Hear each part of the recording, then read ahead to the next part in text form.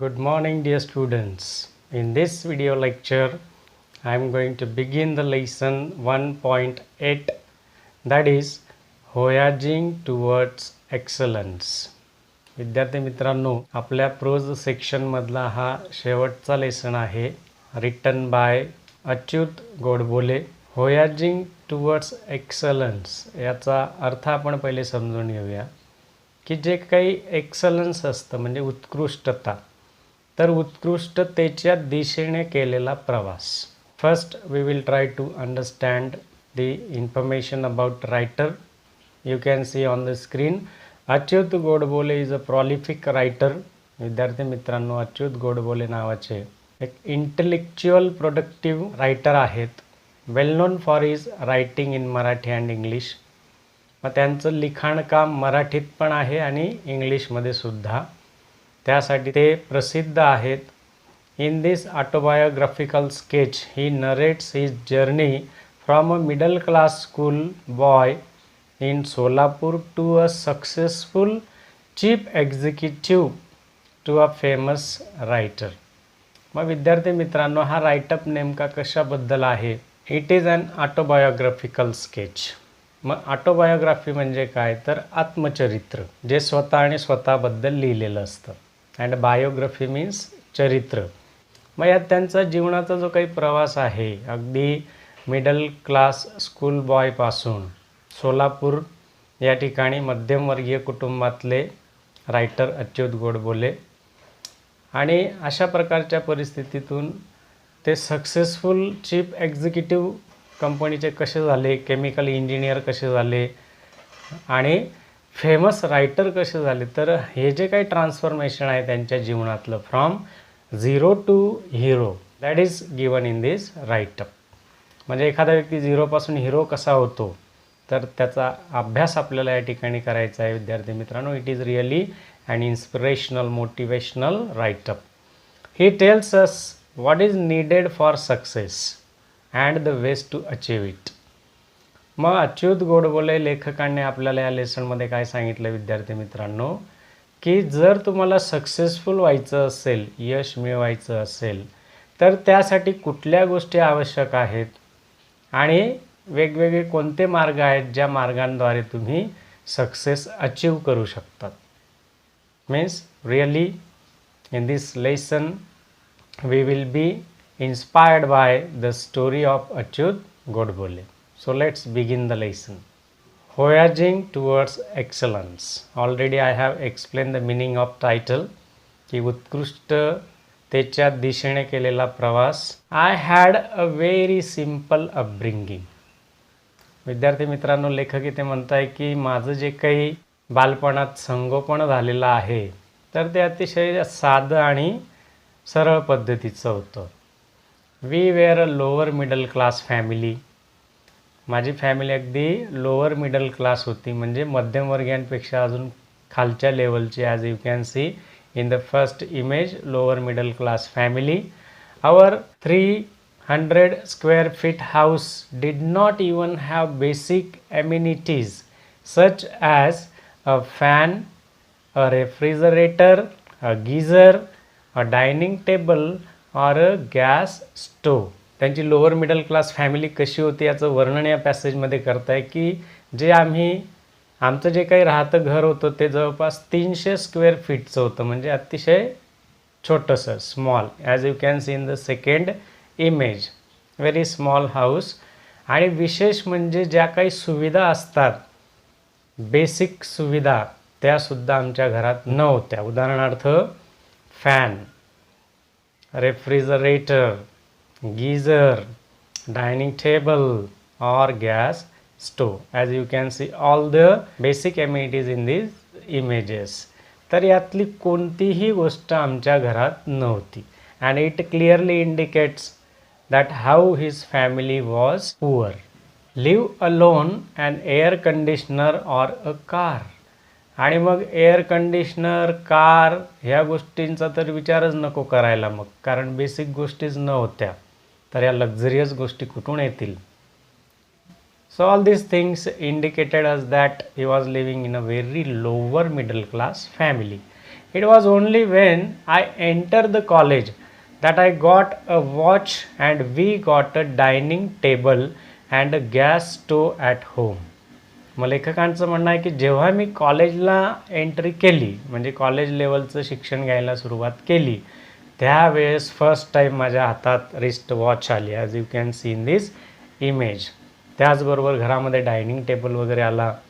एवढंच नव्हे, गॅस स्टोवसुद्धा आमच्या घरात आला. Nevertheless culturally I had a rich childhood. मग विद्यार्थी मित्रांनो, लेखकांचं म्हणणं आहे की असं जरी असलं तरीसुद्धा माझं बालपण जे काय होतं, it was a rich childhood. मग विद्यार्थी मित्रांनो, रिच चाइल्डहूड म्हणजे नेमकं काय? Let me explain to you. Rich childhood means what? Where one get a lot of love and security at home. म्हणजे विद्यार्थी मित्रांनो, बालपणात तुम्हाला खूप प्रेम मिळत असेल, तुमची खूप काळजी घेतली जात असेल, चांगले संस्कार तुम्हाला मिळत असतील, तर निश्चितच तुमचं चाइल्डहूड जे काय आहे ते कसं आहे? रिच चाइल्डहूड आहे. चांगले संस्कार म्हणजे काय? थोडक्यात तर चांगली चांगली पुस्तकं वाचायला मिळणे, म्युझिक ऐकायला मिळणे, किंवा वेगवेगळ्या प्रकारच्या ज्या काही कलेच्या गोष्टी असतात त्याचं नॉलेज मिळणे, चांगल्या संस्कारी लोकांचं सानिध्य तुम्हाला लाभणे, एवढं भरपूर चांगल्या गोष्टी मिळाल्या की समजायचं आपलं चाइल्डहूड हे रिच चाइल्डहूड आहे. Basically a rich childhood is one which has plenty of love, fun and friends. Money is secondary thing, that is called rich childhood. आणि विद्यार्थी मित्रांनो, अच्युत गोडबोले या लेखकांचं जे बालपण होतं ते अशा पद्धतीने खूप, म्हणजे लोअर मिडल क्लास फॅमिली जरी असली तरी बालपण मात्र खूप त्यांचं श्रीमंतीचं होतं. म्हणजेच थोडक्यात काय, श्रीमंती ते पैशांनी कन्सिडर नाही करायची, तर संस्कार खूप चांगले त्यांना मिळाले होते. That is a rich childhood. Poets like Vinda Karandikar, Mangesh Padgaonkar and Vasant Bapat used to visit our home, and for hours I could listen to the discussions about poetry and literature, Marathi and English. मग लेखकांनी असं का म्हटलं आहे की माझं चाइल्डहूड अगदी रिच होतं? कारण बघा किती दिग्गज लोक त्यांच्याकडे यायचे. बघा, Vinda Karandikar, as you can see in this image, first image Vinda Karandikar, second image Mangesh Padgaonkar, असे दिग्गज मोठे कवी, महान कवी त्यांच्याकडे यायचे, त्यांच्या घरी यायचे. Vasant Bapat in third image. आणि तासोन तास त्या कवींच्या गप्पा गोष्टी असायच्या लिटरेचरबद्दल, म्हणजे साहित्याबद्दल. मग मराठीत असेल किंवा इंग्लिशमध्ये असेल, तर त्या गप्पा गोष्टी ऐकण्याची संधी लेखकांना बालपणी मिळालेली होती. म्हणून ते त्यांचं चाइल्डहूड रिच चाइल्डहूड म्हणून कंपेअर करतात. They use to talk about Keshavsut, as you can see in the first image, Mardhekar, Basi Mardhekar in the second image, Shakespeare, the greatest writer in English literature in the third image, Charles Dickens, as you can see here top, Thomas Hardy, English writer, is there.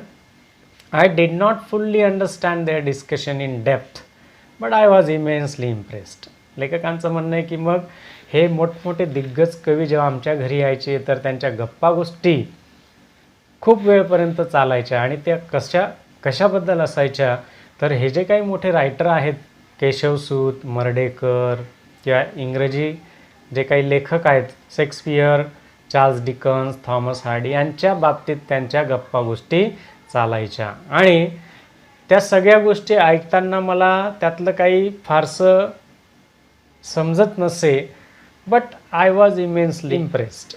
म्हणजे जरी मला खूप खोलवरचं समजलं नसलं तरीसुद्धा मी त्यांच्या गप्पांवर खूप प्रभावित व्हायचो. मग हेच तर चांगले संस्कार आहेत विद्यार्थी मित्रांनो. We also were lucky to have Pandit Kumar Gandharva, Pandit Bhimsen Joshi and Pandit Jasraj visit our place and talk about Indian music till late night or sometimes down.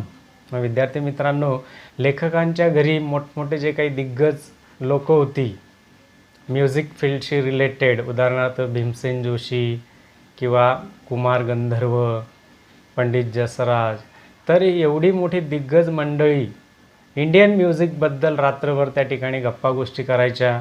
लेखकांच्या घरी. कधी कधी तर लेखक म्हणतात पहाटसुद्धा होऊन जायची. मग मला सांगा, आर्ट, म्युझिक, लिटरेचर एवढ्या चांगल्या फील्डशी रिलेटेड लोक जर त्यांच्या घरी जात असतील आणि या गप्पा गोष्टी लेखकांना ऐकायला मिळाल्या, याचा अर्थ त्यासाठीच लेखक म्हणतात की my childhood was rich childhood though I was from lower middle class family. This is how and why I develop my interest in literature and music during my school days. आणि म्हणून विद्यार्थी मित्रांनो, लेखकांच्या शालेय जीवनामध्येच ही जी काही महान मंडळी त्यांच्या घरी जात असे तर त्यांचा प्रभाव त्यांच्यावर पडला आणि त्याचा परिणाम काय झाला तर लिटरेचर अँड म्युझिक म्हणजे जे काही साहित्य, संगीत असेल तर त्या गोष्टींमध्ये लेखकांचा इंटरेस्ट अधिक वाढू लागला. I did not and even today don't understand the grammar of music, but I began to love it tremendously since then. मग लेखक म्हणतात की आजही मला म्युझिकचं ग्रामरसुद्धा माहीत नाही, म्हणजे म्युझिकमधलं मला काही आज देखील माहिती नाही, तरीसुद्धा ह्या लोकांचा इतका प्रभाव माझ्यावर पडला की मी खूप मोठ्या प्रमाणावर त्या गप्पा गोष्टींवरून प्रभावित झालो आणि म्युझिक, लिटरेचर ह्या गोष्टींवर माझं खूप खूप प्रेम जडलं. Most of the times the topics of discussion at our home were about music, literature, paintings, sculptures etcetera. आणि मोठ्या प्रमाणावर आमच्या घरी ज्या काही गप्पा गोष्टी असायच्या, ज्या काही चर्चा घडून यायच्या मोठमोठ्या लोकांसोबत, तर त्या म्युझिकबद्दल असायच्या, लिटरेचर म्हणजे साहित्याबद्दल असायच्या, अँड पेंटिंग्स म्हणजे जे काही कलाकार असतात, चित्रकार, स्कल्पचर्स शिल्पकार वगैरे जे काय असतात, तर इत्यादी चांगल्या गोष्टींबद्दलचे डिस्कशन्स मला ऐकायला मिळायचे. Van Gogh, as you can see in this image, is a Dutch painter. विद्यार्थी मित्रांनो, व्हॅन गॉग हे नेदरलँडचे अतिशय ऐतिहासिक प्रसिद्ध असे चित्रकार आहेत. Mozart and Michael Angelo etcetera. मग त्यांच्या घरी कोण कोण जायचं बघा, व्हॅन गॉग, मोझार्ट. आता as you can see in this image, who was Mozart? He was a music composer. Austrian देशाच्या 18व्या शतकातील प्रसिद्ध असे ते संगीतकार होते विद्यार्थी मित्रांनो. अँड मायकल अँजेलो प्रसिद्ध इटालियन पेंटर होते. 15व्या शतकातील अतिशय फेमस असे चित्रकार, शिल्पकार, ते जगभर प्रसिद्ध होते. It was because of such a milieu around me that I had a firm belief which I still hold that all arts are equally if not more important in our lives than science or technology. विद्यार्थी मित्रांनो, लेखकांचं म्हणणं आहे की आता मला पूर्णपणे खात्री पटली की हे जे काही मला सोशल सराउंडिंग लाभलं, म्हणजे जे काही सामाजिक वातावरण मला मिळालं, कशाचं, सगळ्या प्रकारच्या ज्या काही आर्ट्स आहेत, ज्या काही कला आहेत, तर त्या जेवढं आपल्या जीवनामध्ये सायन्स आणि टेक्नॉलॉजीचं महत्त्व आहे विद्यार्थी मित्रांनो, तेवढंच कलेचं सुद्धा आपल्या जीवनामध्ये महत्त्व आहे. Even better than these things. I had learnt from my childhood that money does not mean everything in life. आणि बालपणापासूनच लेखक म्हणताय की मला एक गोष्ट निश्चितच कळाली होती की जीवनात पैसा म्हणजे सर्व काही नाही. It is necessary. मग पैसा काय असतो नेमका, तर ती एक गरज असते, गरज भागवण्याचं साधन असतं. But if at all there is something which enriches our lives and puts meaning to our existence, it is the arts, music and literature. मग काय महत्त्वाचं असतं विद्यार्थी मित्रांनो जीवनामध्ये? लेखकांच्या मते आपलं जीवन समृद्ध करणारं, आपल्या अस्तित्वाला काहीतरी अर्थ प्राप्त करून देणारं जर काय असेल जीवनामध्ये, तर ते आहे आर्ट्स, म्हणजे कला कुठल्याही प्रकारची असू द्या, पेंटिंगची असो, डान्सिंगची असो की कुठलीही असो. Music is the food of mind. संगीत अँड लिटरेचर, साहित्य, जे वेगवेगळ्या लेखकांचं आपण लिखाण केलेलं काम वाचतो, तर ह्या आर्ट्स, म्युझिक, लिटरेचर ज्या काही गोष्टी आहेत विद्यार्थी मित्रांनो, त्याच्यामुळे माणसाच्या अस्तित्वाला काहीतरी अर्थ प्राप्त होतो आणि आपलं जीवन समृद्ध होतं. एवढं महत्त्व लेखकांनी पैशांपेक्षा ह्या गोष्टींना दिलेलं आहे. This is not to say that I did not like science or mathematics. मग याचा अर्थ असा नाही घ्यायचा विद्यार्थी मित्रांनो की लेखकांना सायन्स किंवा मॅथमॅटिक्स आवडत नव्हतं, म्हणजे विज्ञान आणि गणित.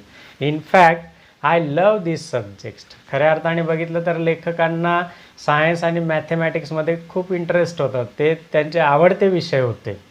However I did not study them only for scoring maximum marks in the examination. ही सगळ्यात महत्त्वाची गोष्ट या ठिकाणी लेखकांनी सांगितली, जी तुम्हीसुद्धा मनापासून समजून घ्यायची, की कधीही लेखकांनी एक्झामिनेशन पॉईंट ऑफ व्ह्यूने त्या विषयांकडे बघितलं नाही, की मला परीक्षेमध्ये खूप मार्क्स मिळायला पाहिजे या दृष्टीने कधीही त्यांनी अभ्यास केला नाही. I use to study this subjects or any subject for that matter for its inherent beauty. मग एक्झामिनेशनच्या दृष्टीने खूप मार्क्स मिळाले पाहिजे या दृष्टीने कधी अभ्यास त्या विषयांचा लेखकांनी केला नाही. का? कारण की प्रत्येक विषयाचं जे काही मूळ सौंदर्य असतं विद्यार्थी मित्रांनो, तर ते मूळ सौंदर्य अभ्यासण्याच्या दृष्टीने ते त्या विषयाचा अभ्यास करायचे. मग I also advise to you, म्हणजे माझाही तुम्हाला असा सल्ला असेल विद्यार्थी मित्रांनो, की प्रत्येक विषयाची एक इनहेरंट ब्युटी असते, म्हणजे त्या विषयाची मूळ सौंदर्यता असते. तर ती सौंदर्यता जी काय असणार ती खऱ्या अर्थाने आपण समजून घेतली पाहिजे. जसं लेखकांनी त्या इनहेरंट ब्युटीसाठी अभ्यास त्या विषयांचा केला.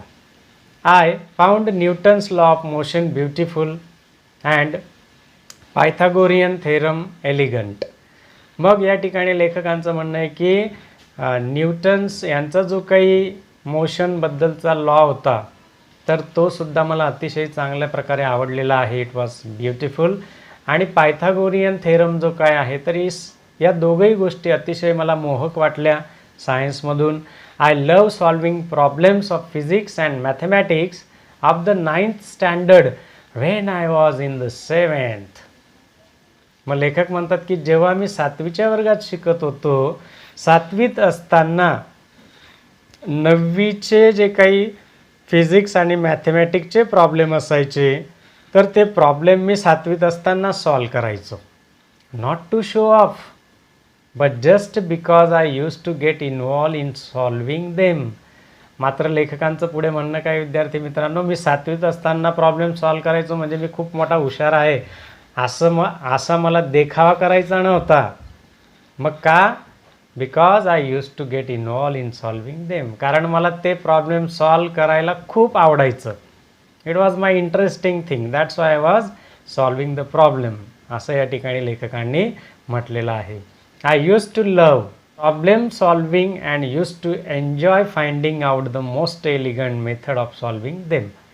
मग का सॉल्व करायचे तर प्रॉब्लेम सॉल्विंग हे खूप लेखकांना आवडायचं. त्यांना असा एन्जॉय त्या ठिकाणी वाटायचा की अरे वा मला ते व्यवस्थित सॉल्व करता येतं आहे. आणि त्याचबरोबर जी काही सोपी पद्धत असेल, अतिशय सुकर अशी जी काही मेथड असणार तर त्या सोप्या पद्धतीने सोडवायला त्यांना खूप आवडायचं. आणि म्हणून मित्रांनो आपल्या कामावर आपलं प्रेम असलं पाहिजे. कामावर प्रेम असेल तर त्या कामाचा कधीही माणसाला कंटाळा येत नाही. नाहीतर 9वीच्या विद्यार्थ्यांनाच ते सोडवणं कंटाळवाणं वाटत असेल, परंतु लेखक 7वीला असतानाच ते सॉल्व करायचे. का तर problem solving it was the part of his interest. Obviously these problems were not a part of the curriculum. निश्चितच अभ्यासक्रमाचा तो भाग न होता, but I enjoyed the whole process. म्हणजे माझ्या अभ्यासक्रमात जरी तो भाग नसला तरी ती प्रोसेस मला खूप म्हणजे अशी एन्जॉय देऊन जायची.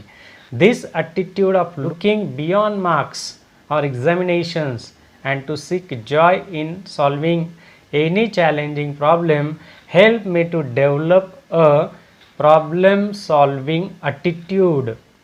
विद्यार्थी मित्रांनो लेखकांचं असं म्हणणं आहे की हा जो काही माझा ॲटिट्यूड होता, म्हणजे माझा दृष्टिकोन की कुठल्याही विषयाचा अभ्यास फक्त मार्क्स मिळवण्यासाठी किंवा एक्झाम द्यायची म्हणून करायचा नसतो, तर खऱ्या अर्थाने आपल्याला त्यातनं जॉय मिळाला पाहिजे, आनंद मिळाला पाहिजे. तो पण कसला?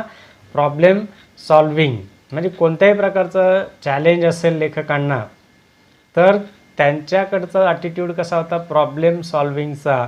तर त्या दृष्टिकोनामुळे त्यांना कुठल्याही प्रकारचा प्रॉब्लेम सॉल्व करणं अतिशय इझी जायचं. Which came handy Wien I appeared for my IIT entrance JEE because this exam is completely based on your problem solving ability and the ability to think not only logically but quickly and rapidly. मग विद्यार्थी मित्रांनो, problem सॉल्विंगची जी काही practice झाली होती लेखकांची, तर ती त्यांना युजफुल ठरली. कुठे युजफुल ठरली? तर जेव्हा त्यांनी IIT एंट्रान्स टेस्ट दिली JEE. IIT means Indian Institute of Technology and JEE means Joint Entrance Examination. मग विद्यार्थी मित्रांनो, कॉम्पिटिटिव्ह एक्झाम देताना अगोदरचा जो काही सराव होता लेखकांचा, तो आता या ठिकाणी त्यांच्यासाठी खूप फायदेशीर ठरलेला आहे. कुठला? तर प्रॉब्लेम सॉल्विंगचा.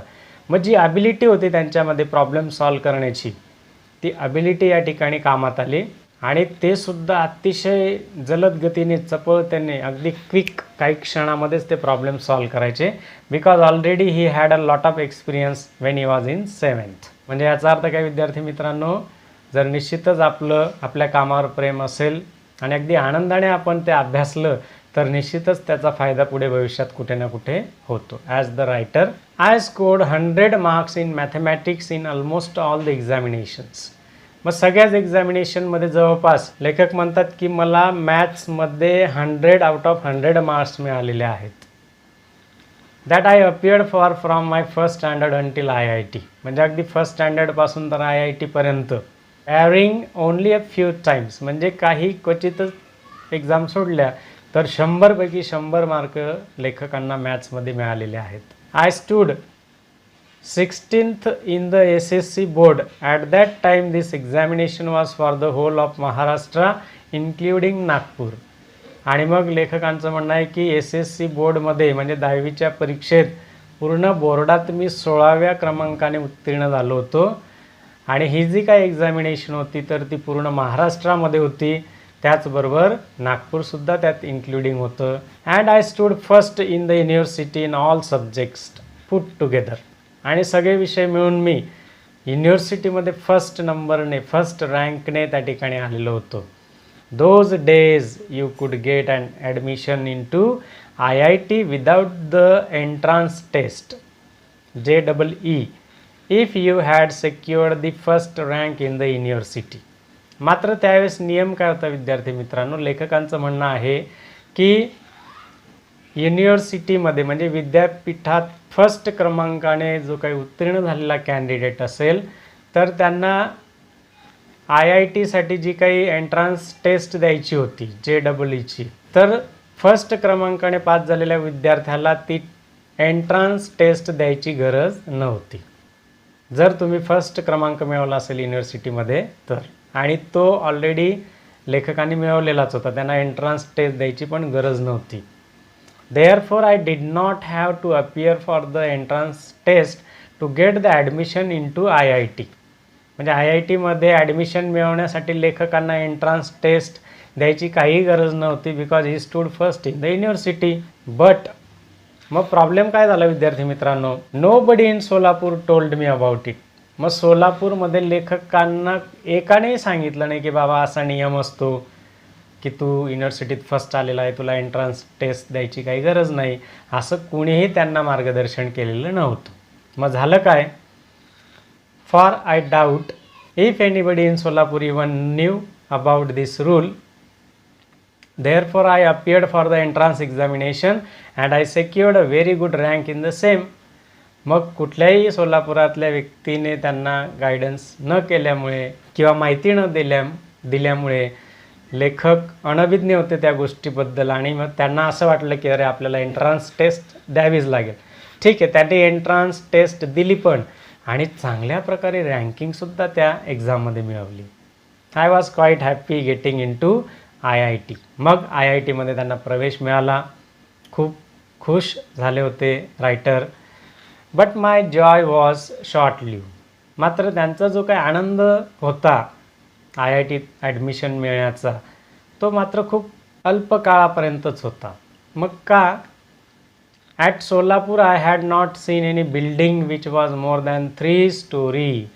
मग का आनंद अल्पकाळ होता? कारण विद्यार्थी मित्रांनो, पुढे लेखकाने स्पष्टीकरण दिलेलं आहे की ज्या सोलापूर शहरामध्ये मी वाढलो त्या ठिकाणी 3 मजली इमारतीपेक्षा जास्त उंच इमारत मी आत्तापर्यंत बघितली नव्हती. Mumbai however was full of skyscrapers. आणि मुंबई तुम्हाला पण माहिती आहे विद्यार्थी मित्रांनो, लेखक म्हणताय की तिथे तर मला गगनचुंबी इमारती बघायला मिळाल्या. As you can see in the first image. At IIT most of the students and professors used to converse in English. मग IIT मध्ये गेल्यानंतर as you can see in the second image, Mumbai या ठिकाणी IITला प्रवेश मिळाल्यानंतर तिथले जे काही स्टुडंट्स असतील, जे काही प्रोफेसर्स होते, तर ते मोस्टली इंग्लिशमध्ये कन्व्हर्सेशन करायचे. मग त्यांचं जे काही कम्युनिकेशन व्हायचं, जे काही संवाद साधले जायचे, ते मोस्टली फ्लुएंट इंग्लिशमध्ये असायचे. Wear as my English was very poor. मात्र लेखकांचं म्हणणं आहे की माझं जे काही इंग्रजी होतं ते मात्र विचारू नका. I was very poor at English. म्हणजे खूपच लोअर इंग्लिश लेखकांचं होतं. जरी ते मॅथ्समध्ये 100 आउट ऑफ 100 मिळवत असतील, but he was very poor in English. I had my entire education in Marathi. मग त्याचं कारण काय म्हटलं आहे लेखकांनी की माझं संपूर्ण शिक्षण मराठी माध्यमातून झालेलं होतं. My spoken English was quite pathetic. आणि जे काही मी इंग्रजी बोलायचो तर ते असं पॅथेटिक होतं, म्हणजे फारसं चांगलं नव्हतं की कुणालाही हसायला येईल अशा प्रकारे मी इंग्रजीत बोलायचो. Not only did I have a very weak vocabulary but my pronunciations also was terrible. मग विद्यार्थी मित्रांनो, लेखक या ठिकाणी काय म्हणताय की माझी व्होकॅबलरी जी काय होती, म्हणजे शब्दसंग्रह, तो सुद्धा खूप कमकुवत होता. म्हणजे खूप कमी शब्दार्थ पाठांतर होते. आणि इंग्रजी म्हटलं विद्यार्थी मित्रांनो तर व्होकॅबलरी स्ट्रॉंग पाहिजे. जेवढे शब्दसंग्रह जास्त, म्हणजे तुमच्या अकाउंटमध्ये जसा पैशांचा बॅलन्स खूप असला की आपण आर्थिकदृष्ट्या रिच असतो, त्याच पद्धतीने फॉरेन लँग्वेज जर शिकायची असेल तर त्याची जी व्होकॅबलरी असते, शब्दसंग्रह, तो जितका ह्या अकाउंटमध्ये जास्त तेवढ्या आपण त्या लँग्वेजमध्ये रिच होत जातो. But my pronunciation also was terrible. मग लेखक म्हणतात की माझे जे काही उच्चार होते इंग्लिशमधले ते पण अतिशय भयानक होते. And my construction of English sentences very awkward to say the least. आणि वाक्यरचना जी काय असते, grammatically correct structure of the sentence, तर ते स्ट्रक्चरसुद्धा अतिशय ऑकवर्ड असायचं. म्हणजे त्यांना फारसं चांगलं इंग्रजी जमत नव्हतं. ड्यू टू ऑल धिस, मग याचा परिणाम काय झाला विद्यार्थी मित्रांनो, I was feeling quite lonely and terrified in Mumbai. मग स्वतःला ते असे थोडेसे ॲक्वर्ड वाटत होतं, त्यांना एकांतपणा जाणवत होता की अरे एवढे मोठमोठे highly qualified, highly educated people अगदी फ्लुएंटली इंग्लिशमध्ये कन्व्हर्सेशन करताय आणि माझ्याकडे तर व्होकॅबलरी पण नाही, प्रोनाऊन्सिएशन पण बरोबर नाही, माझे सेंटेन्स पण मला बरोबर कन्स्ट्रक्ट करता येत नाही. ह्या साऱ्या गोष्टींचा परिणाम काय झाला, लेखक निराश झाले. General and IIT in particular. मग IITमध्ये तर ॲडमिशन झालं आहे, परंतु इथे बघतो तर काय, सर्व अतिशय फ्लुएंटमध्ये इंग्लिशमध्ये कन्व्हर्सेशन करताय. And I am very poor in English असं लेखकांना वाटू लागलं. I had develop and inferiority complex. मग त्याचा परिणाम काय झाला विद्यार्थी मित्रांनो, तर एक न्यूनगंड लेखकांच्या मनात निर्माण झाला. As you can see in the first image. समजा आपल्यासमोर एखादा उंच व्यक्ती असला आणि आपली हाईट शॉर्ट असली की आपल्याला असं वाटतं की अरे काश मैं भी इतना लंबा होता. म्हणजे इतरांना जे येतं ते आपल्याला जमत नाही, तर कुठेतरी असं कमतरतेची भावना निर्माण होते, जी भावना लेखकांच्या मनात निर्माण झाली. And wanted to run away from IIT and even Mumbai. मग लेखकांना असं वाटलं की आता आपण ही मुंबई पण आणि IIT पण सोडून आपल्या सोलापूरला परत निघून जावं. विद्यार्थी मित्रांनो, या लेसनचा जो काही उर्वरित भाग आहे तर तो मी सेकंड व्हिडिओमध्ये कंटिन्यू करणार आहे फॉर आवर कन्व्हिनियन्स. आशा करतो इथपर्यंतचा भाग निश्चितच तुम्हाला समजला असावा. पुढची जी काही लेखकांची स्टोरी आहे की ते झिरोपासून हिरो कसे झाले, एक्सलन्स, अतिउत्कृष्टता जी काय असते ती कशी त्यांनी अचीव केली, सक्सेस कसं त्यांना मिळालं, we will study that in my next video. Till then, be happy, be healthy, keep watching my videos, enjoy English literature, and don't forget to like, share and subscribe my YouTube channel.